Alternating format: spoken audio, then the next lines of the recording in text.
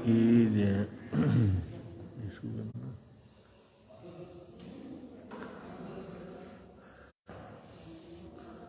बोलिए पंच परमेश्वरी भगवान की जय। शासनपति भगवान महावीर स्वामी की जय। परम घोर तपस्वी स्वामी श्री निहाल चंद जी महाराज।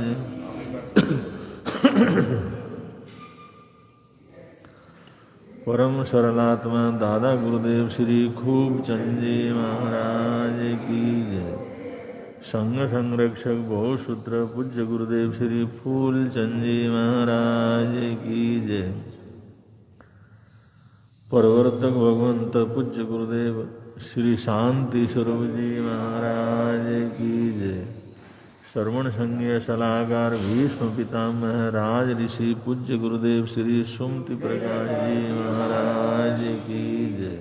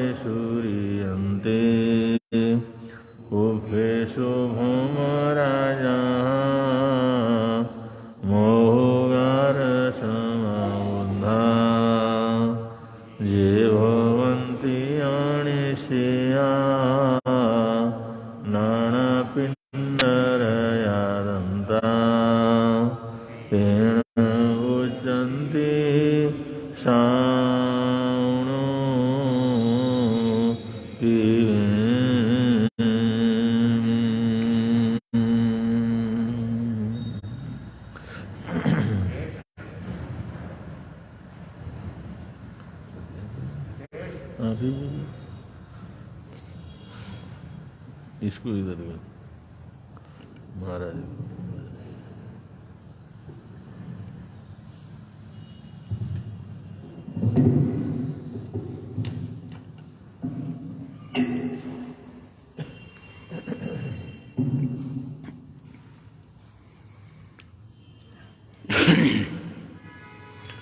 हो दर्श दिखा दो गुण गाँव में वीर प्रभु भगवान। हो दर्श दिखा दो गुण गाँव में वीर प्रभु भगवान। सदा ध्यान ध्यान तुम्हारा ध्याऊं मैं, सदा ध्यान तुम्हारा ध्याऊं मैं। हो दर्श दिखा दो गुण गाऊं मैं, वीर प्रभु भगवान,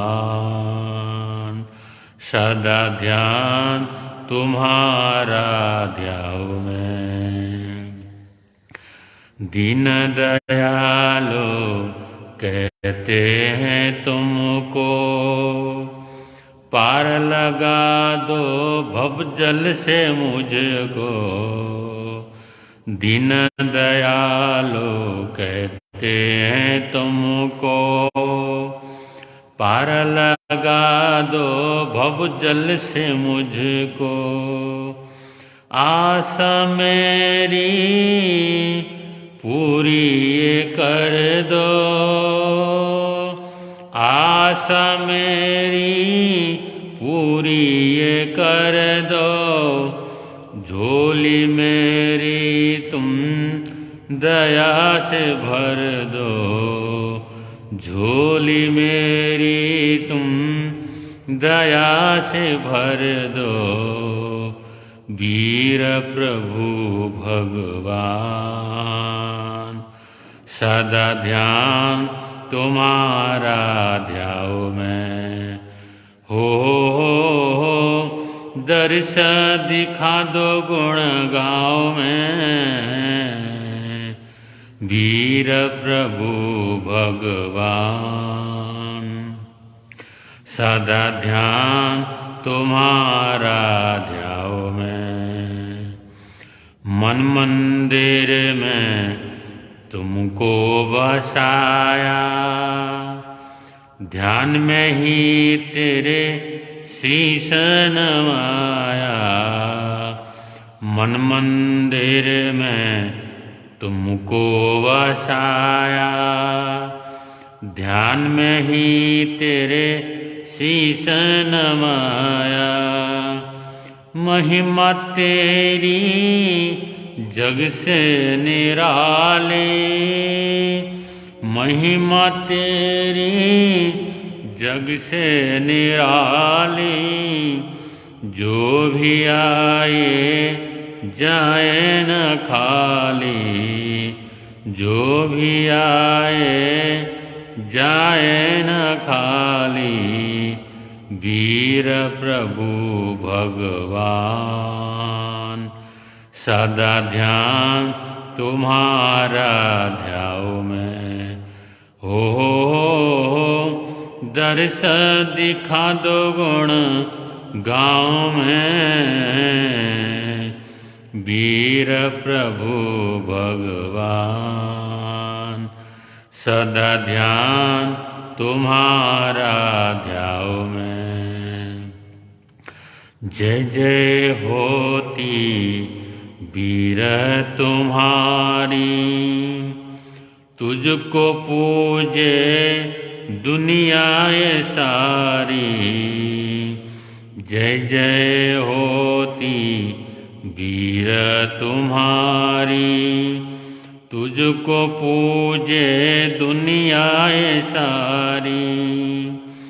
चरणों में तेरे शीश झुकाऊं, चरणों में तेरे शीश झुकाऊं। भाव भक्ति का हार चढ़ाऊं, भाव भक्ति का हार चढ़ाऊं। वीर प्रभु भगवान, सदा ध्यान तुम्हारा ध्याऊं मैं। हो दर्श दिखा दो गुण गाऊं मैं, वीर प्रभु भगवान, सदा ध्यान तुम्हारा ध्याऊं मैं, सदा ध्यान तुम्हारा ध्याऊं मैं।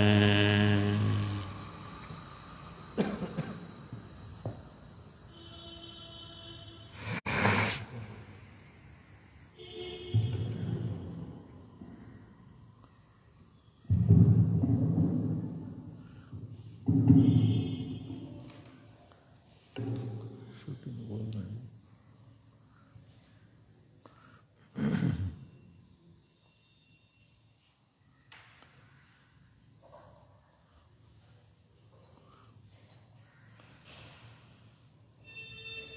शारीरिक बोलना है क्या? बोलना सर्दी में आई।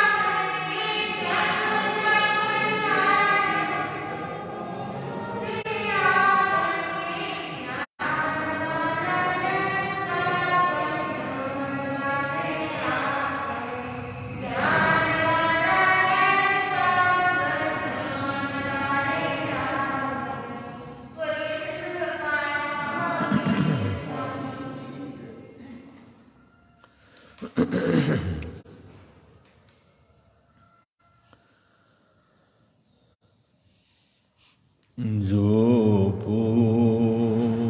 बरता बरत काले संपेक्षयपण पैणं जो बरता बरत काले संपेक्षयपण पैणं किं एकणं किं च मे कीच शेषं किं साकणिजं न समायरामि किं एकणं किं च मे कीच शेषं किं साकणिजं न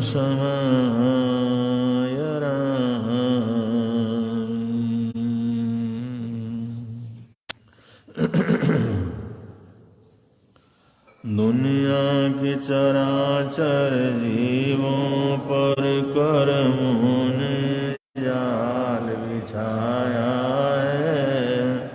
क्या साधु गृहस्थ क्या बाल वृद्ध बस कोई न बचने। अति शुभ कर्मों के आने से संतों का समागम मिलता है। जिन वाणी श्रवण करने से दुख जन्म मरण का मिटता है।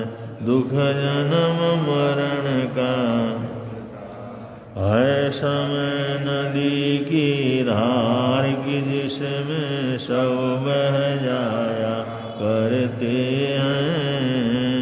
है समय बड़ा तूफान प्रबल पर्वत झुक जाया करते।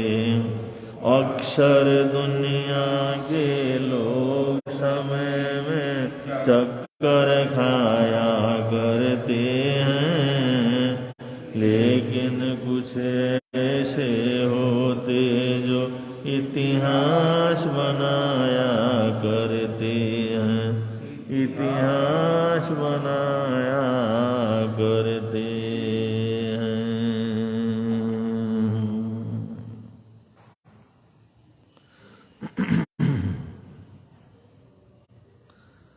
श्रीमद् दशवीं कालिक सूत्र की सूलिकाओं में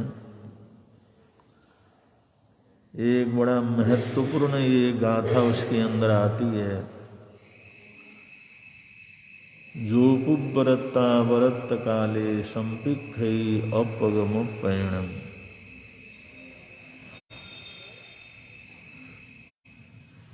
श्रावक श्राविकाओं को और साधु साध्वियों को जो कि भगवान के शासन में तीर्थ के अंतर्गत हैं, कुछ श्रवण धर्म को मानने वाले हैं, पालन करने वाले हैं, कुछ श्रावक धर्म को पालन करने वाले हैं। दोनों ही स्वयं भी संसार को पार करते हैं और दूसरों को भी पार करवाते हैं। क्योंकि साधु साध्वियों के संपर्क में आकर के बहुत लोग बदलते हैं। ऐसे ही श्रावक श्राविकाओं के संपर्क में आकर के भी बहुत लोग बदलते हैं। जिन श्रावक श्राविकाओं को धर्म का थोड़ा बोध है और जिनके संपर्क में आते हैं उनको कुछ न कुछ अपने धर्म की बात बतलाते हैं, तीर्थंकरों का चरित्र बतलाते हैं, साधु साध्वियों की साधना के संबंध में बतलाते हैं। तो उनके मन के अंदर धर्म के प्रति श्रद्धा पैदा होती है। वो सोचते हैं अरे आज के जमाने में भी ऐसे श्रावक श्राविकाएं रहते हैं, आज के जमाने में भी ऐसे साधु साधु भी रहते हैं, आज के जमाने में भी इतना त्याग पचखान किया जा सकता है, आज के जमाने में भी इतना ईमानदारी से जिया जा सकता है। अगर जैन श्रावक श्राविकाओं और जैन साधु साधुओं का जीवन अगर किसी को बतलाया जाए तो अगले को बड़ा आश्चर्य होता है। अरे हम तो चारों तरफ देखते हैं एक एक पैसे के लिए दुनिया मरती है, संबंध खराब हो जाते हैं, रिश्ते खराब हो जाते हैं, और जो श्रावक श्राविकाएं उनका इतना अच्छा जीवन है, इतना श्रेष्ठ जीवन है। तो उनको सुनने से, उनके प्रसंग सुनने से बहुत से लोगों के जीवन के अंदर एक परिवर्तन आता है, एक आश्चर्य होता है। एक उदाहरण के रूप में गौतम अडानी, वो जैन जो इस समय दुनिया के सारी दुनिया में जो तीसरे नंबर के सबसे जो है सेठ हैं, सबसे धनवान हैं, गौतम अडानी। उनका जिस समय वो प्रश्न उत्तर वगैरह हुआ, पूछा गया कि आपके लिए बहुत से लोग इस तरह के आरोप वगैरह लगाते हैं, ऐसा करते हैं, तो वो आदमी इतनी सरलता से उत्तर देता है कि अगर फलाना फलाना आदमी मेरी बुराई नहीं करते तो आज मेरे को कौन जानता। एक साधु की तरह। वो जैन और साधारण परिवार में जन्म लिया, आज दुनिया का सबसे बड़ा धनवान आदमी, एशिया का सबसे बड़ा। तो ऐसे ऐसे लोगों के जीवन को जब सुनते हैं, उनके स्वभाव को देखते हैं, इतना धन होने के बावजूद वो अभिमान नहीं, वो गर्व नहीं, वो दिखावा नहीं। अभी जब उनका जन्मदिन आया तो परिवार वालों ने कहा भाई आपका जन्मदिन आ रहा 60वां, तो हमने कुछ न कुछ आपको उपहार देना है, कुछ न कुछ देना, या तो आपको, वरना हम अपनी मर्जी से देंगे। तो गौतम अडानी कहते हैं मैंने परिवार वालों से कहा कि अगर आप लोगों ने मेरे को इस जन्मदिन के ऊपर गिफ्ट देना है तो मेरा 60वां वर्ष प्रारंभ होने वाला है, 60 करोड़ रुपया आप हमारे को दे दो, जिससे हम गरीबों के भला के लिए, जरूरतमंद के हित के लिए, परोपकार के लिए, सेवा के लिए हम क्या कर सकें। अब आदमी 60 करोड़ रुपया लगाएगा तो कितने लोगों को भला भी होगा। अगला 61 होगा तो 61 करोड़ अगर लेगा तो कितने लोगों के लिए भलाई का काम होगा। तो हमारे जैन समाज में ऐसे एक बढ़ के उद्योगपति हैं, एक से एक बढ़ करके साधारण लोग हैं, एक से एक बढ़ करके सामान्य लोग हैं। अब ये जैन समाज के लिए कितने बड़े गौरव की बात है, ऐसे ऐसे उद्योगपति हैं, ऐसे ऐसे लोग हैं। तो जब ऐसे श्रावकों का या साधना करने वाले श्रावकों का, श्राविकाओं का वर्णन कोई सुनता है दूसरे धर्म वाला, जहां पर ऐसी कहानियां कभी पढ़ने को भी नहीं मिलती, देखने को भी नहीं मिलती, तो उनके मन के अंदर धर्म श्रद्धा बैठती है, सम्यक दर्शन का उदय होने लगता है, धर्म के प्रति आकर्षण होता है। अब ये धर्म के प्रति आकर्षण होना, यही तो संसार को तरना है, यही तो तरना है, यही तो तीर है। जहां जाने से तीर्थंकरों के प्रति श्रद्धा हो, उनके उपदेश के प्रति श्रद्धा हो, उनको मानने वाले लोगों के प्रति प्रेम भावना पैदा हो, इसी को तो संग प्रेम कहते हैं। तो इससे जो है लोगों को संसार पार करने का रास्ता मिलता है। इसलिए साधु साध्वी श्रावक ये तीर्थ के रूप में होते हैं कि स्वयं भी तरते हैं और दूसरों को भी संसार को तीरने का रास्ता बतलाते हैं। तो यहां पर शास्त्रकार कहते हैं संपेक्षई अपगमोपयण, अगर श्रावक श्राविकाएं साधु साध्वियां के लिए 5 मिनट के लिए 10 मिनट के लिए अपने आप को पढ़ने का प्रयत्न करें। किम में कड़म किम चमे किच्च शेषम, मैंने क्या किया और क्या मुझे करना चाहिए, कितना मैंने करने का सोचा और उसमें से कितना किया या नहीं किया। अगर ये जीवन में पुण्य के लिए या धर्म ध्यान के लिए, सामायिक संध्या के लिए, जाप पाठ के लिए अगर हम कुछ न कुछ सोच लेते हैं, प्रतिज्ञा कर लेते हैं, क्योंकि अगर जैन श्रावक होगा, जैन श्राविका होगी, साधु संत होंगे, कुछ न कुछ तो करने की प्रतिज्ञा लेते ही हैं। सुबह शाम उनको पचखान लेना होता है, प्रतिकरण के बाद जरूर पचखान लेना होता है। उस पचखान के अंदर कुछ न कुछ प्रतिज्ञाएं करते हैं, भाई आज हम इतना करेंगे या ऐसा नहीं करेंगे या ऐसा करेंगे। तो शास्त्रकार यहाँ पर इस गाथा में कहते हैं रोज उनको सुबह शाम अपना देखना चाहिए, अपनी तरफ नजर दौड़ानी चाहिए। किम में कड़म किम चमे किच्च शेषम, मैंने क्या किया और क्या करना और शेष है जीवन में। आज तक के जीवन में मैंने धर्म के लिए, आत्म कल्याण के लिए, आत्मा का उत्थान के लिए या जीवन के पाथेय के रूप में, अगले भव के रूप में, क्योंकि हमारा जीवन तो ऐसा नहीं है यहीं पर खत्म हो जाए। हम तो सनातन धर्मी हैं। सनातन धर्मी का मतलब हम सिर्फ इस जीवन का नहीं सोचते, हम सोचते हैं हमारे कर्म से दूसरा जीवन भी खराब न हो। क्योंकि हम तो मानते हैं भाई जो रोज का सोना है वो नींद है, और इस शरीर को छोड़ करके जो है वो मृत्यु है, उसको महानींद कहते हैं। और उसके बाद भी फिर कहीं ना कहीं जगते हैं, कहीं ना कहीं जाकर के जन्म होता है। हम तो मानते ही है ना कि हमारा अंत नहीं है, हमारे पिछले जन्म भी इतने, आगे भी हमने जाकर के जन्म लेना, कहीं ना कहीं तो जाकर के हमने जन्म लेना।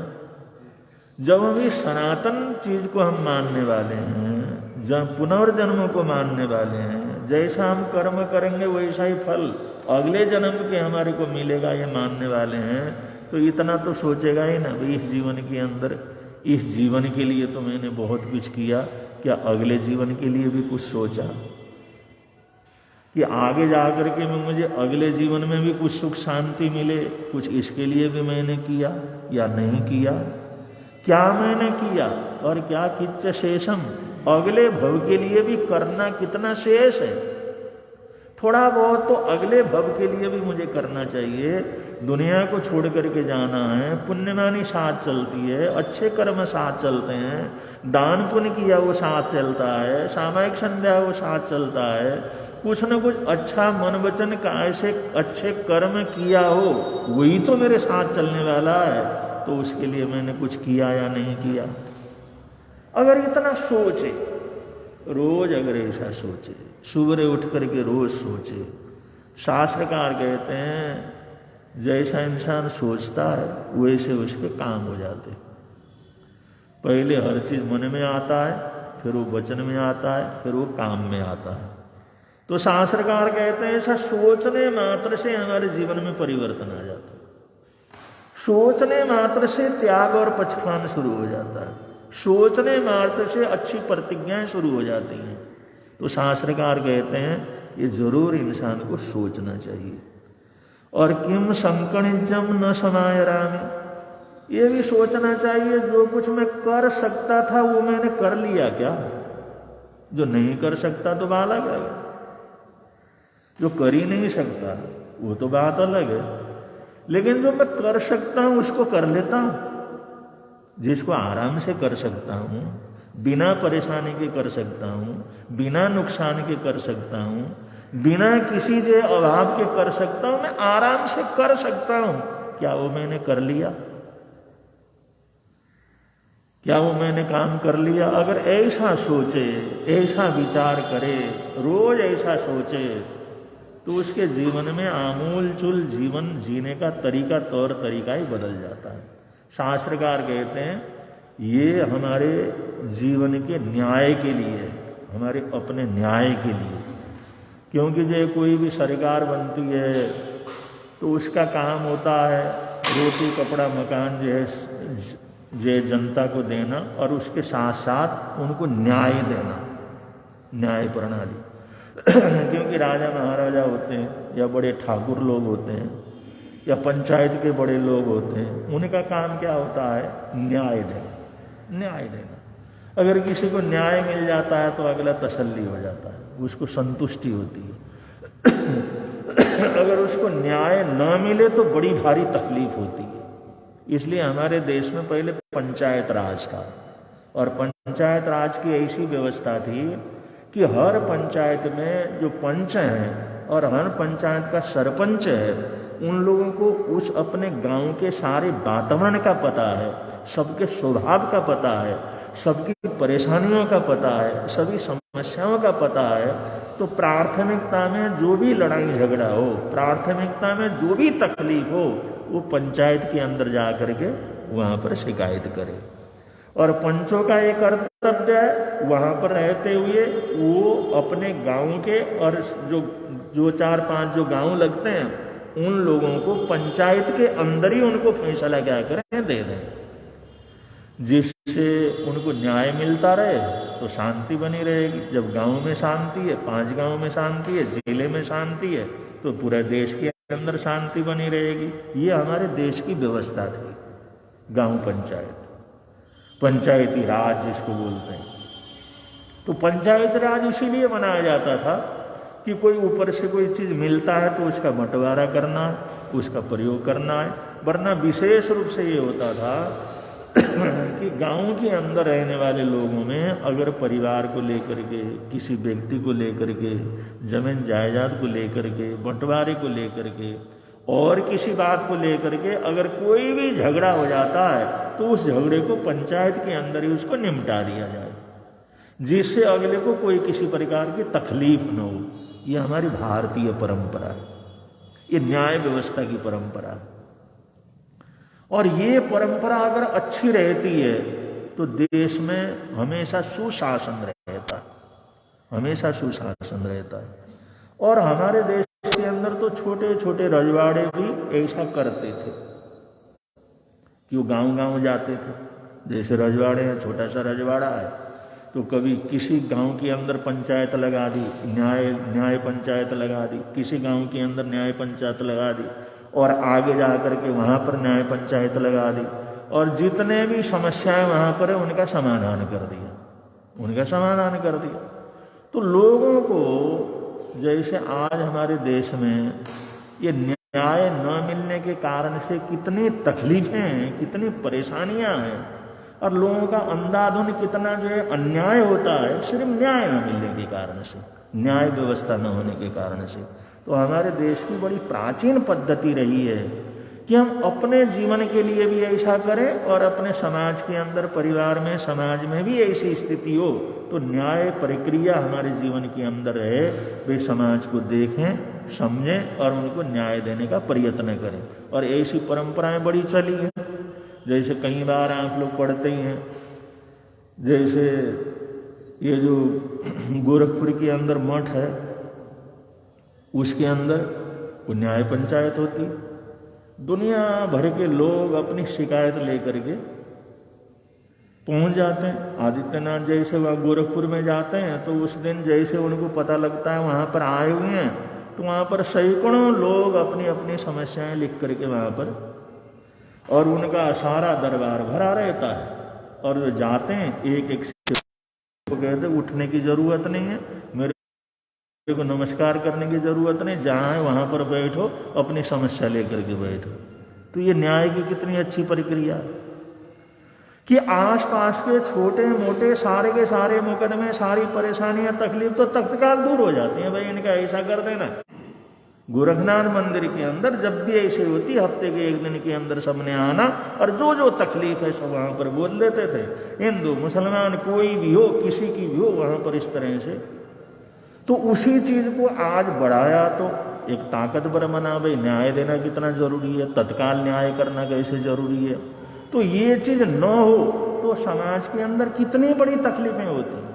पीछे जो है ये संविधान सुरक्षा के लिए एक मीटिंग हुई, उसके अंदर न्यायालय के, उच्च न्यायालय के, सर्वोच्च न्यायालय के न्यायाधीश, बड़े बड़े वकील और वहीं पर प्रधानमंत्री और राज्य सरकार के लोग भी काफ़ी लोग जो वहाँ पर थे, क्योंकि संविधान सभा,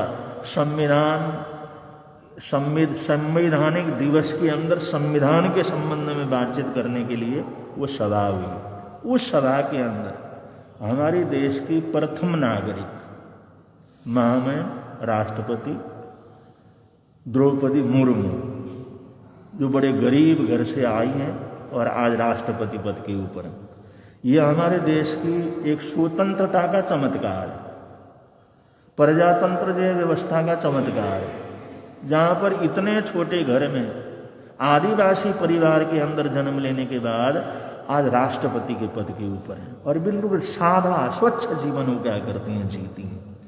उस सभा के अंदर द्रौपदी मुर्मू ने जितने भी न्यायाधीश थे वहाँ पर, बड़े से बड़े न्यायाधीश थे, बड़े से बड़े वकील थे, बड़े से बड़े राज कर्मचारी थे, नेता लोग थे, वहाँ पर उन्होंने कहा कि मैं जैसे जैसे तरक्की करते करते राज्य के अंदर बड़ी हुई तो मैंने एक बार सोचा भाई जा कर के मैं देखूं क्या है। मैंने कई जेलों का निरीक्षण किया, कई जेलों के अंदर गई, अलग अलग जेलों के अंदर गई, फिर दूसरे राज्य के जेलों के अंदर भी गई। तो वहाँ पर मैंने ऐसा देखा कि लोग बड़े लंबे समय से वहाँ पर कैदी बंद पड़े हुए हैं। और वो कैदी कैसे हैं? किसी ने पड़ोसी को थप्पड़ मार दिया, गुस्सा आ गया। वो कहते साधारण लोग हैं, भूखे नंगे लोग हैं, आदिवासी लोग हैं, गरीब लोग हैं, अब गुस्सा आ जाता है। कोई पीने पाने वाले लोग हैं, नशा करने वाले लोग हैं, किसी को थप्पड़ मार दिया, उसने शिकायत कर दी, पुलिस वाले ने उसको पकड़ा और ले जा करके थाने में बंद कर दिया, फिर उसके बाद उसको ले जा करके जेल में बंद कर दिया। क्या है? फलाने ने गाली दे दिया, उसने थप्पड़ मार दिया, इनके अंदर कोई आने लगा था, उसके साथ झगड़ा हो गया। द्रौपदी मुर्मू ने कहा ऐसे हजारों लाखों लोग हैं जो जेल के अंदर बंद हैं। और अपराध क्या है? गाली गलौच हो गया। अपराध क्या है? एक दूसरे की छोटी मोटी चोरी कर ली, छोटी बड़ी।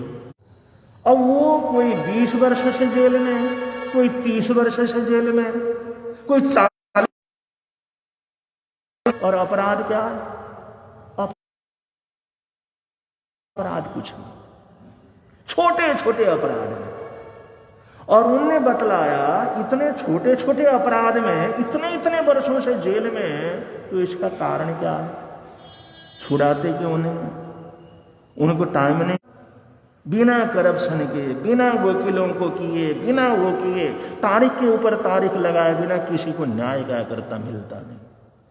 द्रौपदी मुर्मू ने कितनी बड़ी बात कही कि बड़े बड़े अपराधी उनको तो बेल हो जाती, भयंकर से भयंकर अपराध करने वाले लोग जिनको फांसी मिलना चाहिए वो तो बेल के ऊपर घूम रहे हैं। और छोटे छोटे लोग, गरीब से गरीब लोग, वनवासी लोग, गांव वाले लोग, छोटे छोटे अपराध में वो जेल में बंद हैं और 20-20, 30-30 साल से जेल के अंदर बंद हैं। उन्होंने सबसे कहा कि हमारा कर्तव्य नहीं है हम जाकर के उनकी समस्याओं का समाधान कर दें, उनके फाइल देखें, उन लोगों को बाहर निकाल दें, जिंदगी जीने का मौका दे दें। अरे वो तो ऐसे केस हैं, भाई हमने कह दिया चलो ऐसा का ऐसा कर लो, ऐसा का इसका 10 रुपया दे दो, इसका 50 रुपया जुर्माना कर लो, चलो छोड़ दो। हम हजारों केसों को एक ही दिन के अंदर निपटा सकते हैं। द्रौपदी मुर्मू ने कहा भाई आप लोग इतने बड़े बड़े पदों के ऊपर हैं, हम लोग इतने बड़े बड़े पदों के ऊपर हैं और इतने इतने सुख साधनों का भोग करते हैं, इतने पढ़े लिखे हैं, क्या कम उन लोगों को जेल के अंदर से नहीं निकाल सकते? क्या उनको न्याय नहीं दे सकते? द्रौपदी मुर्मू ने आगे कहा, भाई तुम लोग विद्वान हो, समझदार हो, बातें तो बहुत हैं, मैंने थोड़ी सी बात कही है, इसके ऊपर क्या कर लो, विचार कर लो। इसमें कितने लोग बिना अपराध के, देश की न्याय व्यवस्था ठीक न होने के कारण उसकी सारी जिंदगी बर्बाद हो जाती है। इसी बात को लेकर के आज देश के अंदर न्यायपालिका और कार्यपालिका सब खत्म कर दो। सुनता फैसला दे देता, सुनता फैसला दे देता, सुनता फैसला दे देता। अब इतने बड़े लोगों के लिए वो छोटी छोटी चीजों के लिए फैसला देना कोई बुराई थोड़ी है, कोई कठिन काम थोड़ी है। तो हमारे द्वार भी बिक जाएगा तो काहे को जाकर के ऐसा कर लें? तो कितने दुर्भाग्य की बात है, कितने तकलीफ की बात है। ये द्रौपदी मुर्मू ने जो बात कही, लोगों के मन में बहुत दर्द पैदा हुआ कि हमारे देश में इतने लोग हैं और इस न्याय व्यवस्था के लिए अरबों रुपया खर्च किया जाता है, लेकिन जिसको न्याय मिलना चाहिए उसको तो मिलता ही नहीं, जो होना चाहिए तो होता ही नहीं। क्या इतने बड़े बड़े न्याय कर देते, बड़ा आराम से हो जाता था। अब धर्मस्थला है, मैंगलोर के अंदर अगर जाते हैं, बेंगलोर से मैंगलोर के अंदर जाते हैं तो धर्मस्थला है, वो आदिनाथ भगवान का मंदिर है और वहाँ पर शिव मंदिर भी है। दुनिया भर के लोग आते हैं और वहाँ के धर्माधिकारी जैन होते हैं, पुराने राजा थे और होते हैं, और उन्होंने वहाँ पर 17,000 गांवों को गोद लिया हुआ, 17,000 गांव उनको गोद लिया हुआ, उनकी सारी व्यवस्था वो देखते हैं। और 15 दिन में, महीने में एक बार वो न्याय पंचायत लगाते हैं, नहीं पड़ते। तो भगवान ये जो है व्यवस्था अपनी आत्मा के लिए भी ये है कि हम अपने लिए भी सोचें हमने क्या किया क्या नहीं किया, ये अपने लिए भी सोचें भाई क्या हमने अगले जन्म के लिए क्या किया क्या नहीं किया, दिन भर के अंदर जो कर सकते थे हमने किया या नहीं किया, कितना हमारे को करना चाहिए हैं कि धीरे धीरे देश की सारी कमियां धीरे धीरे दूर हों और जनता को, देश की जनता को, गरीब से गरीब जनता को भी न्याय मिले और सब प्रकार की सुख शांति आनंद मंगल का वातावरण बने। ऐसे प्रार्थनाओं के साथ, ऐसे मंगल कामनाओं के साथ प्रभु परमात्मा को याद करते हुए बड़े प्रेम से आप लोग बोलेंगे, मिलता है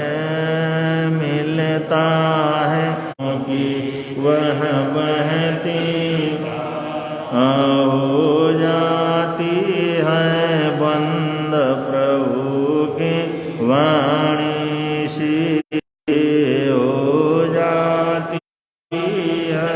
बंद प्रभु के वाणी से मिलता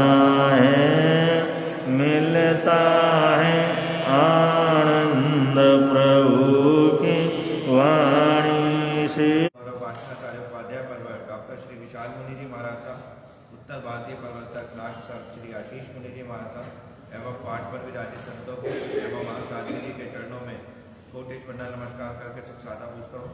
गुरु निहाल दरबार में पधारे सभी को सादर जय जय। बाहर से पधारे गुरु दशकार सभी अतिथियों नगर मेरठ हार्दिक स्वागत करती है, अभिनंदन